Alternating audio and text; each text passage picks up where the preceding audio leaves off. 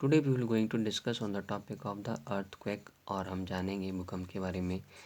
N earthquake is a sudden shaking or trembling in the crust and upper layer of the mantle together with lithosphere of the earth. earthquake हम इसको बोलते हैं जो अचानक से हो जाए। This shaking and trembling causes the movement of series of shock waves on the earth surface. इसके आने से हमारे अर्थ सरफेस पे बहुत तगड़ा प्रभाव पड़ता है। It is destructive nature phenomena. एक किस तरह का नेचर है? डिस्ट्रक्टिव फिनोमिना का नेचर है ये।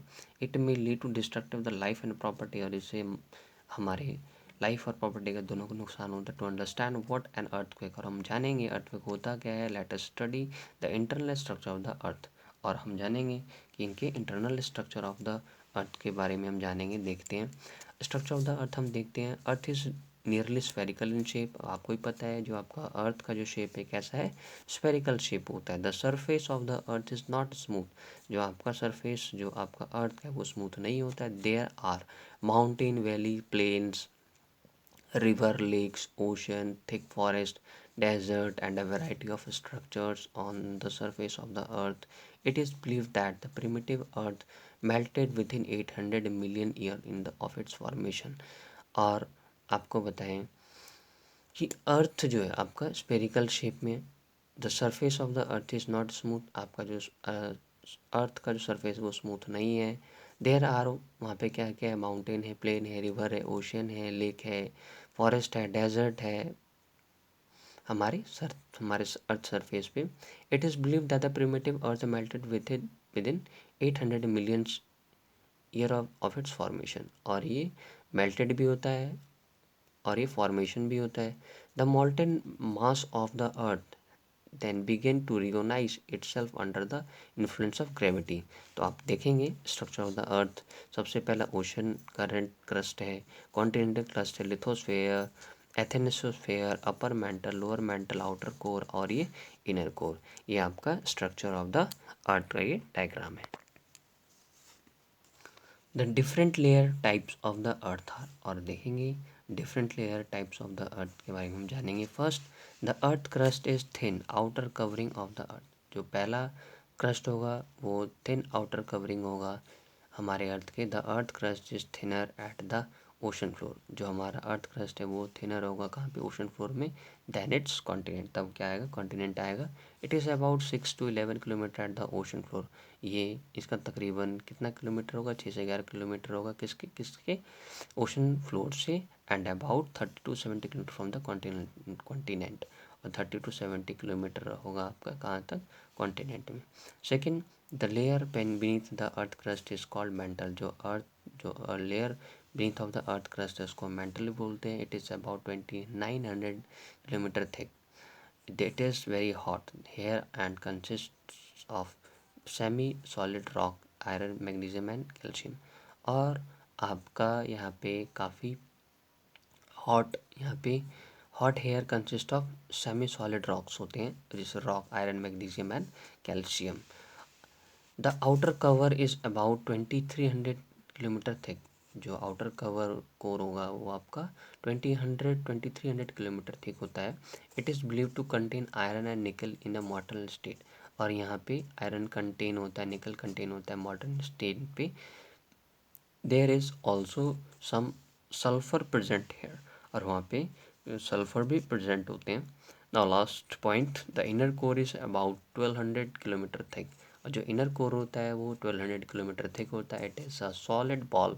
वो कैसा बॉल होता है, सॉलिड बॉल होता है। And it is believed to be almost entirely compose of the iron. और ये सॉलिड बॉल होता है, और आप इसमें देखेंगे believe to be almost entirely compose of iron. ये पूरा आयरन से ही क्रिएट होता है। Terms related to the earthquake, और हम जानेंगे टर्म्स रिलेटेड अर्थक्वेक के कौन कौन से हैं। सबसे पहला आपका है अर्थक्वेक, सिस्मिक फोकस और एपिसेंटर, और सिस्मिक वेव, और सिस्मोग्राफ, और रिचर्ड स्केल, और सिस्मिक जोन। तो आइए हम सबसे पहले जानेंगे अर्थक्वेक के बारे में। An earthquake is a series of vibration of the earth surface caused by seismic waves due to the sudden fault in the plate boundaries as a result of built by energy. Earthquake के अंदर एक vibration होगा हमारे earth surface में,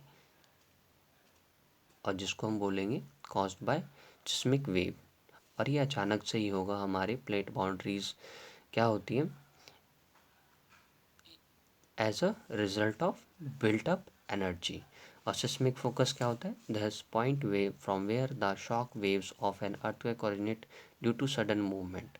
और ऐसा ऐसा point जो अचानक से ये शॉक वेव्स क्रिएट हो हमारे अर्थ में, सडन मूवमेंट हो, हमारे rocks, slip of the rocks होता है, is termed as seismic focus.